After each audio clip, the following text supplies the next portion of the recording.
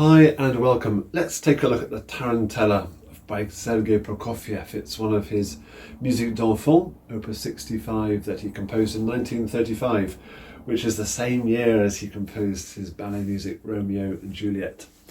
Musiques d'Enfants is a collection of 12 pieces, and this is number 4. And being a Tarantella, that famous dance from Italy, it's quite a quick, ferocious piece of music. I think we're going to look at it hands separately first of all, and then I'll run it through hands together nice and slowly as well. It's clearly a piece in 3 sections. We start off in D minor for a split second before it moves into flatland. In the middle, we're clearly in D major, and then we're back to D minor to finish off, although the cadence at the very end, of course, is in D major again. His language, his harmonic language, his melodic language is something that we need to become accustomed to as well. And if at first this piece shocks you a little bit and you think, oh, enjoy that, relish it, keep going with it, keep persevering with it, and you'll soon get into Prokofiev's language, I'm sure. Let's dive straight in. Right hand, we have 6/8 time, we have 2 beats to the bar, da da da da da da, 1 2 3 4 5 6, 1 2 3 4 5 6. That kind of feel. We have 1 flat, as I said, D minor. Let's think through the right hand. 4th finger to begin, I reckon. 1 2.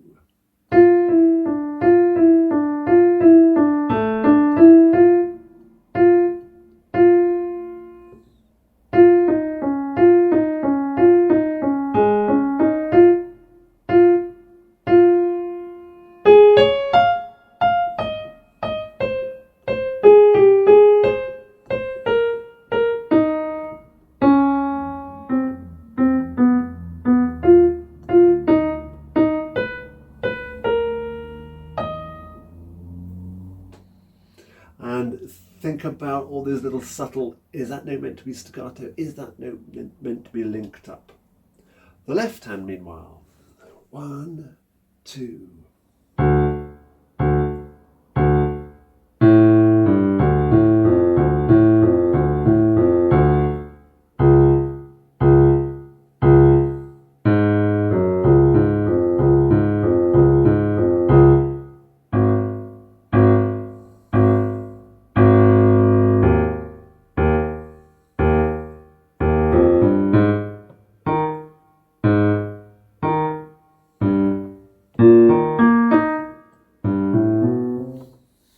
Let's put them both together for that section. 1 2.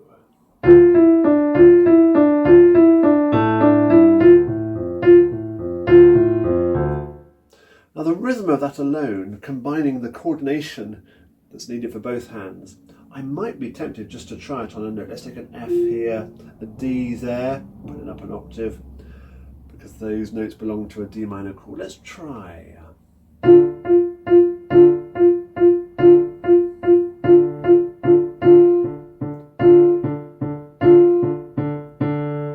That kind of exercise just to get the 2 hands working well together.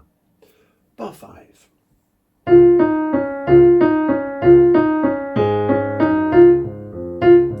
So again, what I spoke about at the start, he started in D minor, and a very sudden, abrupt shift. We're hearing D flat major sound. D flat major from D minor, they're not at all related, completely different keys, which is why we get that sort of shifting sense in this piece and in other of pieces by Prokofiev too. Let's go from bar 5. 1 2.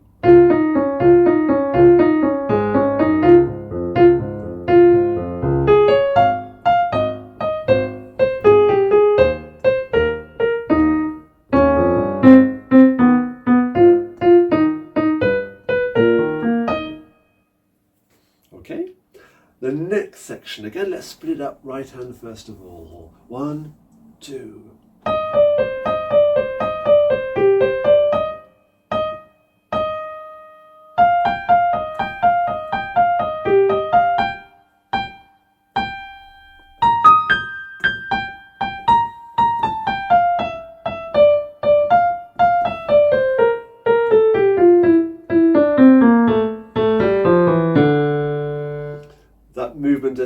And you may want to just think that through.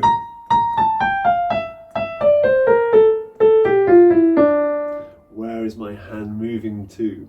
Nice little scale passages. Make sure we start on the right finger so it's comfortable for the hand. The left hand from the end of bar 16.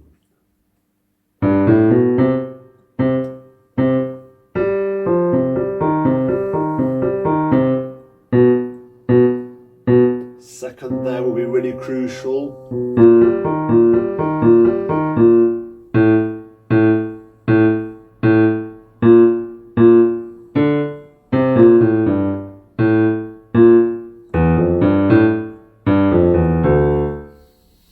Arriving finally on our D down the bottom. Let's put both hands together for that section.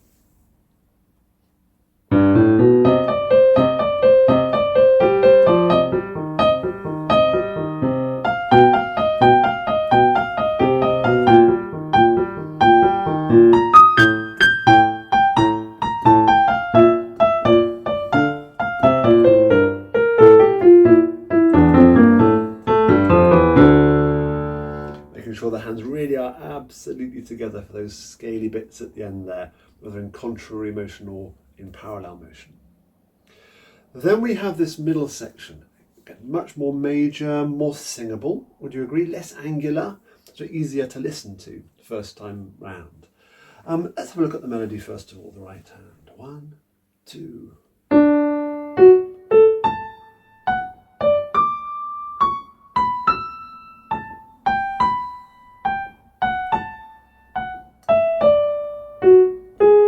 So each little phraselet started with the upbeat, didn't it? Ba-ba-da, ba-ba-da. And with that starting note, I needed to make sure that my hand was ready to play that group of notes. Should we just run that through one more time? 1, 2. Move, move. Second finger, third, second, fifth, fourth.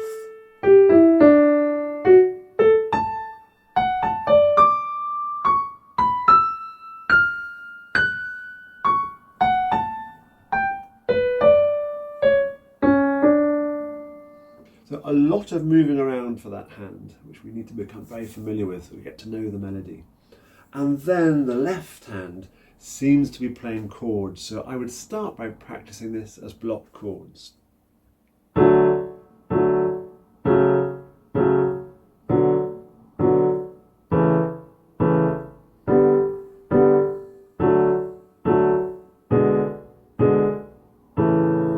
That kind of thing.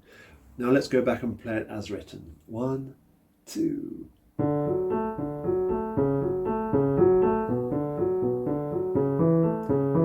For evenness. And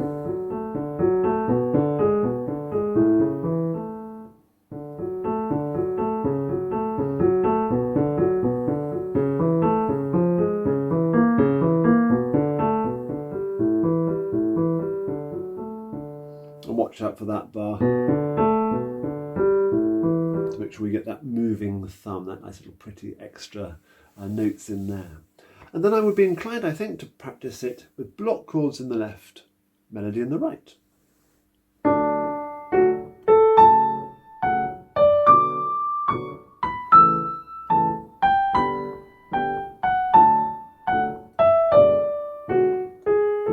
That kind of thing. Paying particular attention to bars 44 and 45, 46. That is a tricky bit. Let's just do it together. I'll carry on from where I was before. Bar 41.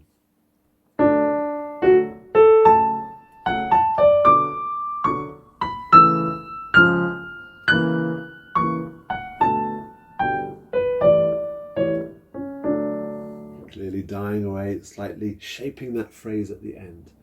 Shall we play that section now more as written? 1, 2.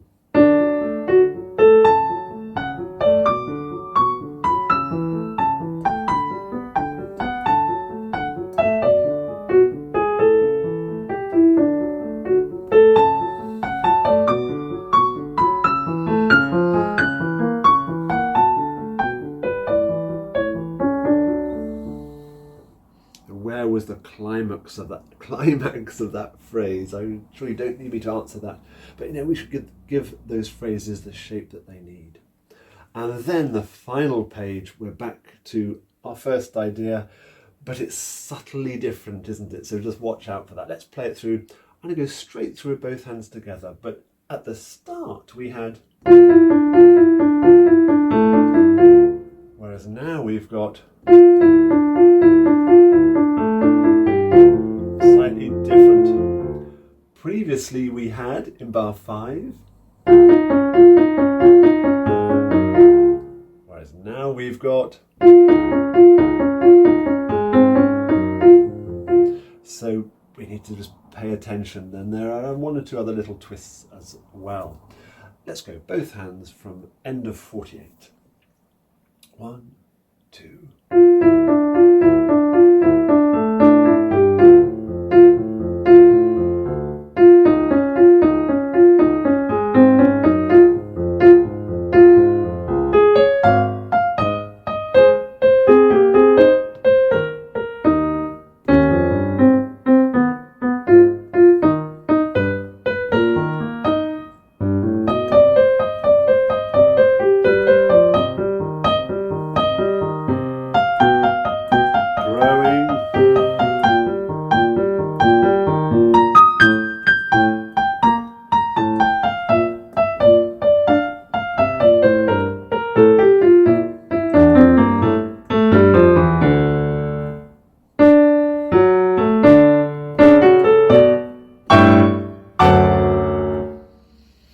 There was one point where I certainly was aware of a funny fingering. I'll come back to that in a second.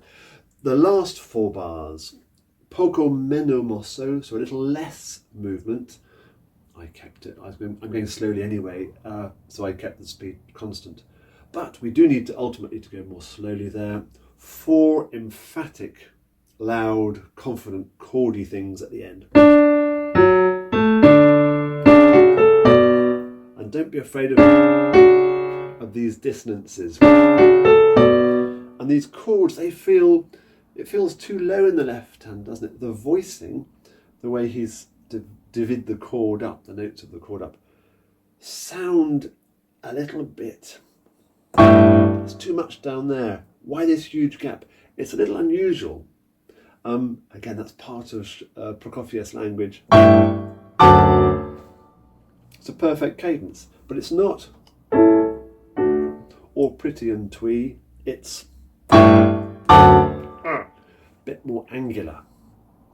That fingering thing I did, I was aware in those scaly bits. Let me play again just to correct that from, let's go from here.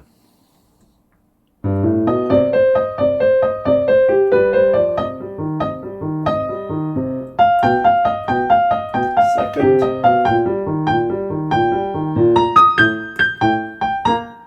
Fourth there. Fourth.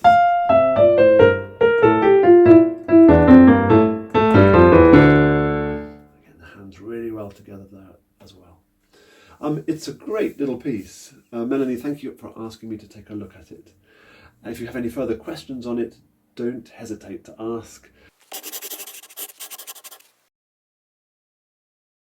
So I'm now thinking 1, 2, 1, 2.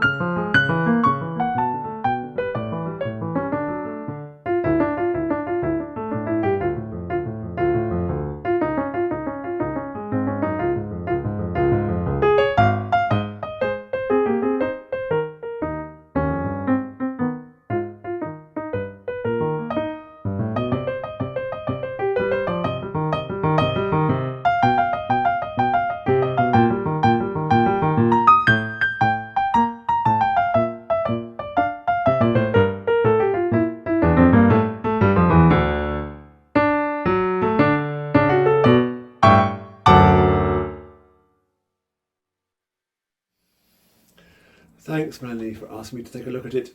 Great piece, very much well worth a study. Take care. Bye-bye for now.